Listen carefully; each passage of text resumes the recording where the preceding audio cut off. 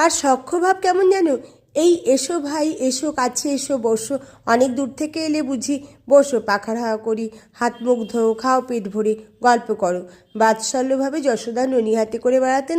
কখন গোপাল খেতে চাইবে, বলতেন আমি না দেখলে গোপালকে দেখবে কে, তার অসুখ করবে। উদ্ভব বললে, মা তোমার কৃষ্ণ সাক্ষাৎ ভগবান, তিনি জগৎ চিন্তামণি। যশোদা বললেন, ওরে তোদের চিন্তামণিকে চিনি না, আমার গোপাল কেমন আছে তাই বল। কার কি জানি না আমার গোপাল। আর মধুর ভাব হলো শ্রীমতীর ভাব, গোপিনীর ভাব। মেঘ কি ময়ূরকণ্ঠ দেখছেন আর কৃষ্ণময় হয়ে যাচ্ছেন। চৈতন্যদেব মেঘ গা দিয়ে চলেছেন, শুনলেন এ গায়ে মাটিতে খোল হয়, যেমনি শোনা অমনি ভাবাবেশ। এ ভাব মহাভাব, কি নিষ্ঠা গোপিনীদের।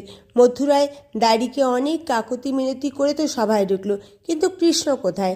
দাড়ি নিয়ে গেল কৃষ্ণের কাছে, কৃষ্ণ পাগড়ি মাথায় দিয়ে বসে আছে, গোপিনীরা মুখ নামিয়ে রইল। এই আবার কি।